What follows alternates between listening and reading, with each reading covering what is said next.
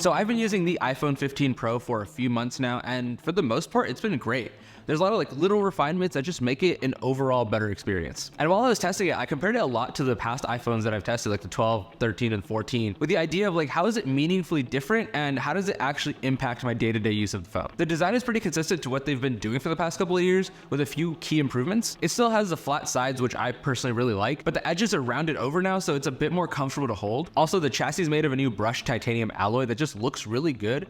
And honestly, the phone as a whole is noticeably lighter than the stainless steel on the 14 Pro, which when you combine it with the curved edges and just a slightly smaller footprint, the 15 Pro is a really nice phone to use without a case on. But since the color is a finish on top of like a natural titanium, it'll scratch off pretty easily and you can expose that metal underneath. I've had this happen in a couple of small spots, so I just end up keeping a case on it for most of the time, just because I know that stark contrast of the blue and the natural titanium is gonna bother me. The display is still 6.1 inches, but the bezels are about a millimeter smaller, which, like I mentioned, actually decreases the overall footprint just a little bit, but it's not really noticeable until you put it right next to an older iPhone. Other than that, it's pretty much the same, and honestly, it's a great screen. It gets bright enough to see out in the sun, ProMotion makes it feel super responsive, and personally, the smaller screen size isn't too bad for productivity and actually getting things done.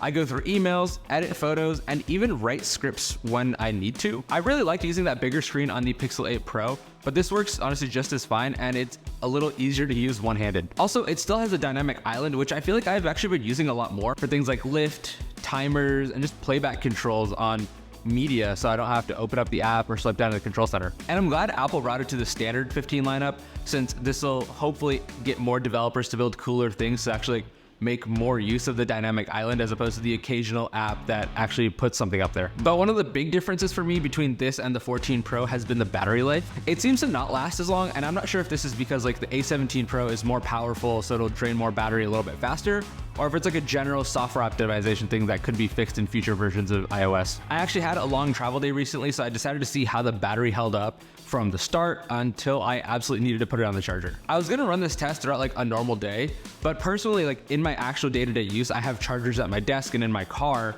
so it really isn't a problem for me until I'm out late or I'm traveling and I don't have access to my like usual setup. So I took it off the charger at 3:45 in the morning, and throughout the process of getting ready, getting my things together, and calling a Lyft, it still stayed at 100%. And then up until my flight, I just listened to a podcast with a little bit of scrolling around on Twitter and Instagram.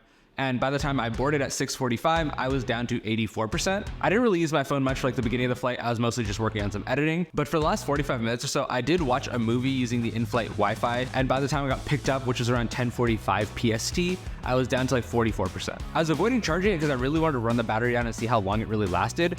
But I had a few things to do that afternoon, so I just ended up putting it on low power mode around 1 p.m. PST. And by the time I was done with that, it was about 3:45.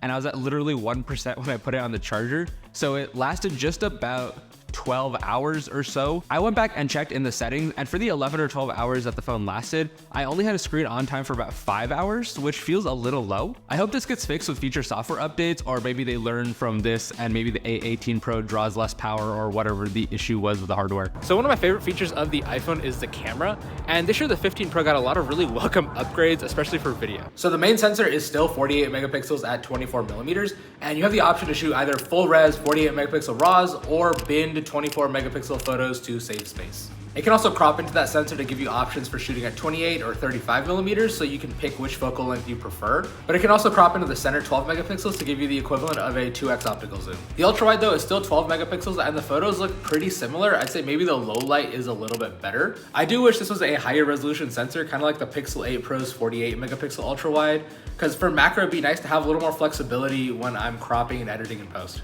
But the telephoto is where the Pro and Pro Max actually diverge this year. This phone has a 3x zoom, while the bigger one has a new 5x zoom using a new tetra prism design that sounds really interesting. I do hope they bring this new camera system into the smaller Pro next year. I considered going with the Pro Max just for this. Like, more optical zoom is always better than digitally cropping in.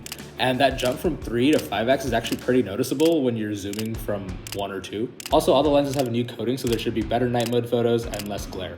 But I think the best upgrade this year was definitely for video. So you can shoot ProRes log up to 4K 60 straight to an SSD. So you have a ton of flexibility in post with color correction and editing and things like that.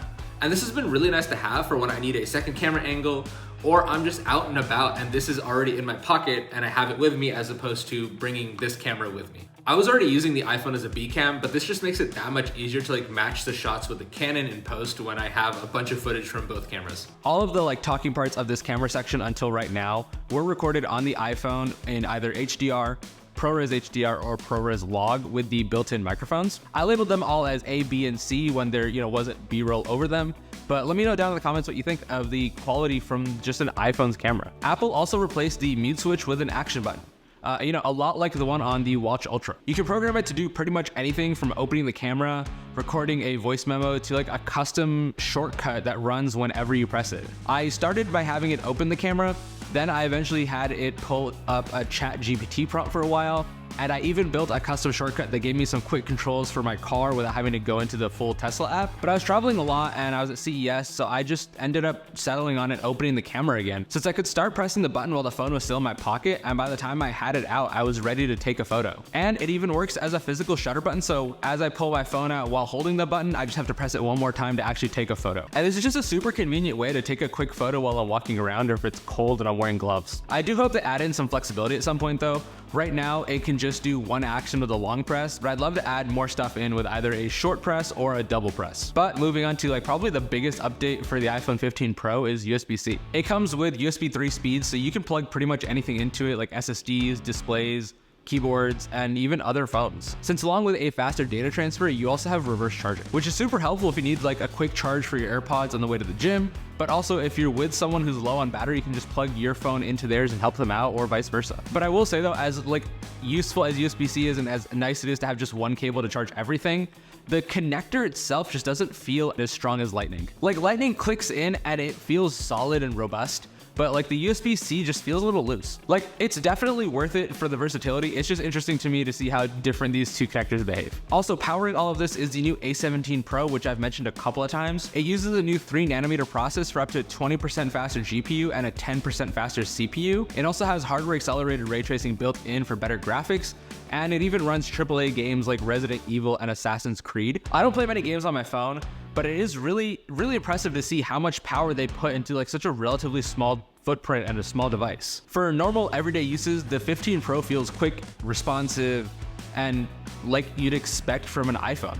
Everything just loads when you want it, and it does exactly what you're expecting it to do for the most part. I think I've said it before, but these processors don't really feel super different like from generation to generation, like A16 Pro to A17 Pro. But if you zoom out and compare them across multiple generations, these like incremental updates really start to add up. And I'm sure they also have some overhead built in every year to really allow for future capabilities given how long Apple just supports all of their phones and software updates. Overall, the iPhone 15 Pro is a solid, like well-rounded upgrade, especially if you're gonna take advantage of like those new video features as like a creator. Coming from like an iPhone 12 or earlier, this will definitely feel like a huge upgrade. And compared to the 14 Pro, there are definitely some points where all these little refinements start to stack up and they make a noticeable difference, but there are definitely some points where they're honestly just comparable. But thanks for watching. Be sure to like and subscribe for more videos about tech, cameras, and making.